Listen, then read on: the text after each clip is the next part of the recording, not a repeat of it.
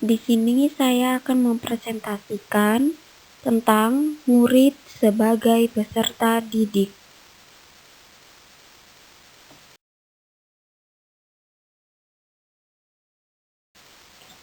Assalamualaikum warahmatullahi wabarakatuh. Pendahuluan.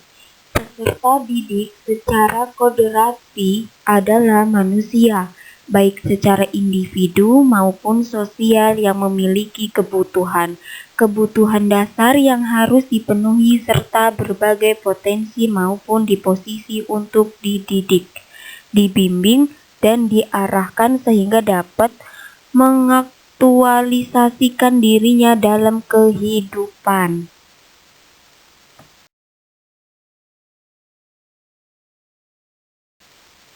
Definisi peserta didik dalam pendidikan Islam. Secara etimologi, peserta didik adalah anak didik yang mendapat pengajaran ilmu. Secara terminologi, peserta didik adalah anak didik atau individu yang mengalami perubahan, perkembangan sehingga masih memerlukan bimbingan dan arahan dalam membentuk kepribadian serta sebagai bagian dari struktural proses pendidikan.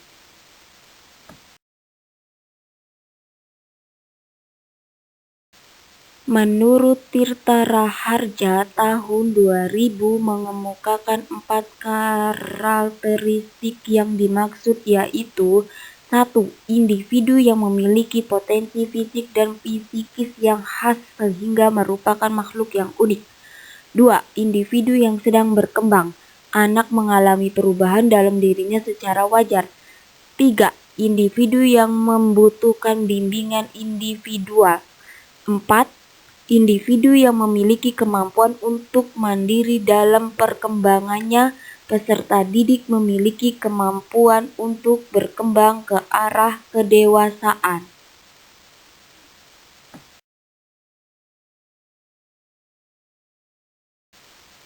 Rasulullah Shallallahu Alaihi Wasallam sangat memberikan perhatian terhadap pengembangan ilmu pengetahuan, sehingga ditemukan banyak hadis-hadis Rasulullah Shallallahu Alaihi Wasallam yang membicarakan tentang mencari ilmu pengetahuan. Perhatian yang demikian tinggi karena Rasulullah juga menyatakan dirinya sebagai pendidik.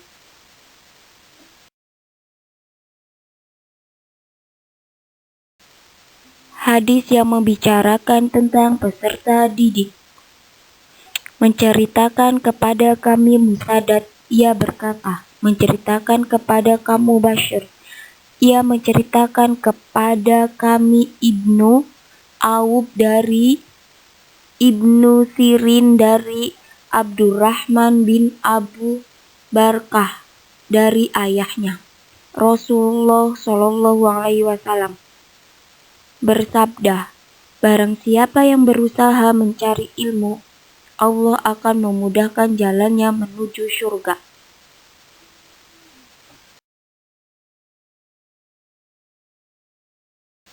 Etika dalam menghormati sebuah ilmu terdapat dalam sebuah hadis. Rasulullah Shallallahu Alaihi Wasallam bersabda, Ubadah ibnu Samit meriwayatkan bahwa Rasulullah Shallallahu Alaihi Wasallam bersabda, tidaklah termasuk umatku orang yang tidak memuliakan orang-orang dewasa, tidak menyayangi anak kecil dan tidak mengenal hak-hak orang alim.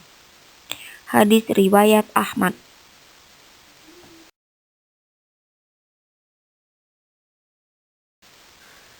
Hak dan kewajiban peserta didik. Belajar dengan niat ibadah kepada Allah Subhanahu wa Ta'ala, mengurangi kecenderungan pada duniawi dibandingkan masalah ukhrawi, bersikap tawadu, menjaga pikiran dan bertentangan yang timbul dari berbagai aliran, mempelajari ilmu-ilmu yang terpuji, baik ilmu umum maupun agama, belajar secara bertahap atau berjenjang.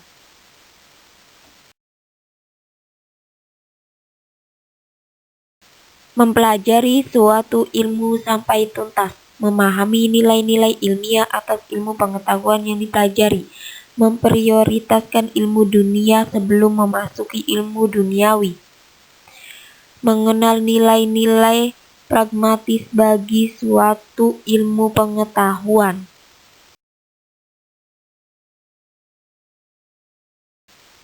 Seperti halnya Rasulullah SAW bersabda, dari Abi Umamah ia berkata Rasulullah SAW bersabda, orang alim pendidik dan muta'alim peserta didik berserikat dalam pahala dan tidak ada manusia yang lebih baik daripadanya. Hadis riwayat Tarbani.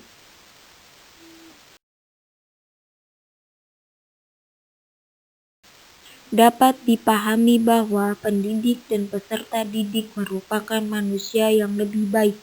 Maka dari itu, hal ini perlu diperhatikan oleh pendidik agar tidak terjadinya otoriter dalam mengajar, serta guru merasa sombong di depan peserta didik.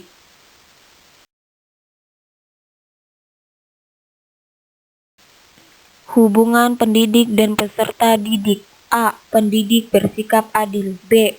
Menyayangi anak didiknya dan menjauhi kekerasan. C. Berbicara kepada murid dengan lembut dan wajah senyum. D. Sikap memuliakan, menghormati, dan tawadu. E. Seorang guru sebagai penyampai ilmu.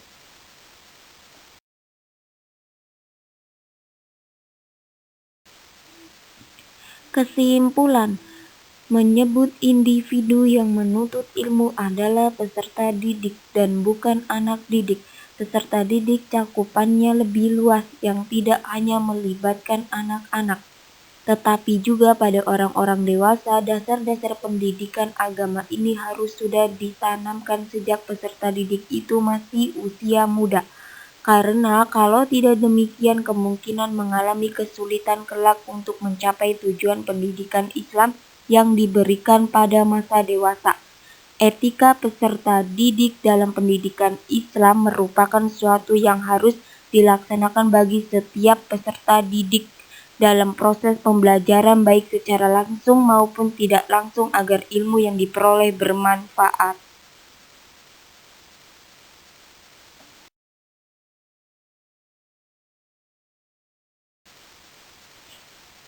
Sekian presentasi dari kami, Aan Ajija, Nur Aina, Siti Fatima, Entin Supartini.